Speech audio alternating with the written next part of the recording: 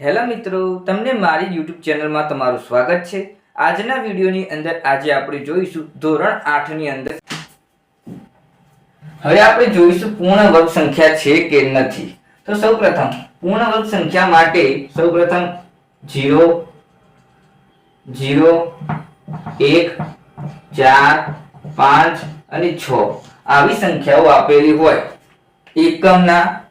એકમની અંદર આવી સંખ્યા આપેલી હોય તો પૂર્ણ વર્ગ સંખ્યા કહેવાય। જેમ કે ધારો કે આ પહેલી સંખ્યા આપણે લઈએ।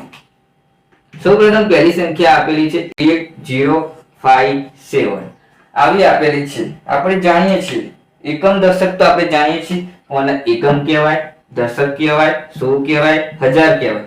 તો આપણે અંદર છેલ્લો લાસ્ટ અંક એટલે કે લાસ્ટ ડિજિટ નો અંક લેવાનો છે। તો લાસ્ટ ડિજિટ ના અંકની અંદર 7 આપેલો છે નથી આપેલો। તો 0 1 4 5 6 સંખ્યા આપેલી હોય છેલ્લામાં તો પૂર્ણ વર્ગ સંખ્યા કહેવાય। તો 7 એટલે કે 7 આપેલો નથી પૂર્ણ એટલે કે પૂર્ણ વર્ગ સંખ્યા કહેવાય નહીં।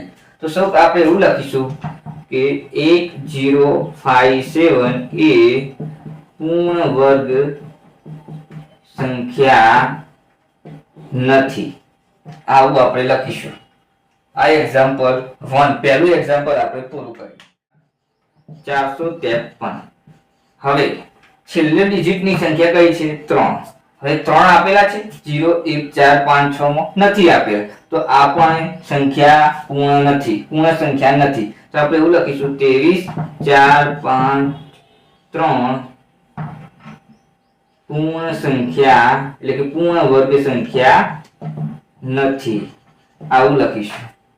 શોર્ટ ફોર્મમાં આપણે આવી રીતે 28 હવે આપણે 7928 લઈએ। હવે આ એક્ઝામ્પલ ની અંદર આપણે જોઈએ કે પૂર્ણ વર્ગ સંખ્યા નથી કે છે। તો 0 1 4 5 6 આપેલો છે એમાં લાસ્ટ ડિજિટ ની સંખ્યા છે કેટલી 8 તો આ પૂર્ણ વર્ગ સંખ્યા છે નથી। તો આ પૂર્ણ વર્ગ સંખ્યા નથી। હવે બીજા એક્ઝામ્પલ આપણે જોઈશું।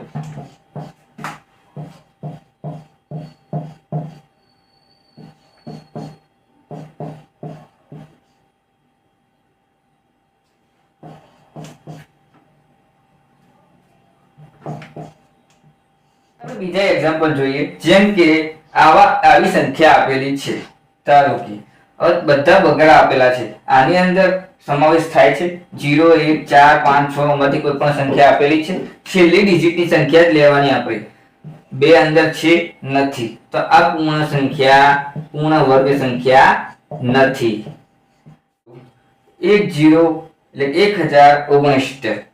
1069 હવે આ આંકડાની અંદર છે લાસ્ટ ડિજિટની સંખ્યા છે જેમ કે 9 અંદર આપેલો છે તો 1 0 0 1 4 5 6 9 9 આપેલો છે તો એકમ સંખ્યા એટલે છેલ્લી સંખ્યા આપેલી છે તો પૂર્ણ વર્ગ સંખ્યા છે। તો આપણે એવું લખીશું કે 1069 પૂર્ણ વર્ગ સંખ્યા છે। હવે આપણે છેલ્લી સંખ્યા જોઈએ 1681 એક તો અંદર આપેલો જ છે તો આ પૂર્ણ વર્ગ સંખ્યા છે। બીજા એક્ઝામ્પલ આપણે સાથે સમજાવીએ। હવે આપણે બીજા એક્ઝામ્પલ થી સમજીશું કે પૂર્ણ વર્ગ સંખ્યા છે કે નહીં। જેમ કે 2 3 4 5 6 આ પહેલું એક્ઝામ્પલ। બીજું 3 0 1 2 1 0 0 3 હવે આ ત્રણ એક્ઝામ્પલ આપણે સમજીશું। તો સંખ્યા લખી દઈએ કે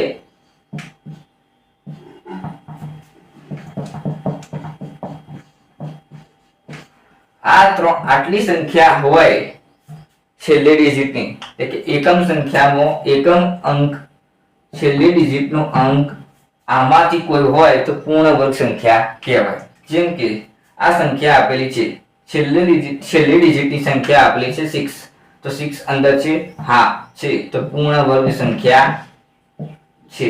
ઓકે 2 આપેલી છે આમાં છેલ્લો અંક આપેલો છે 2 તો 2 આપેલા છે, નથી આપ્યો, તો પૂર્ણ વર્ગ સંખ્યા નથી.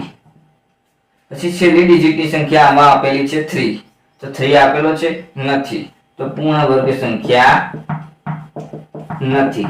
તો બસ આટલું જ જોવાનું છે. એકમનો અંક જે છેલ્લી ડિજિટની સંખ્યાનો અંક હોય એ આપણે જોવાનું થશે કે 0 1 4 5 6 9 માંથી આપેલો છે કે નથી. વિડીયોને આપણે આટલે સુધી રાખીએ છીએ. વિડીયો ગમે તો લાઈક શેર અને કોમેન્ટ કરીને જણાવો કે વિડીયો કેવો લાગ્યો. જય શ્રી રામ.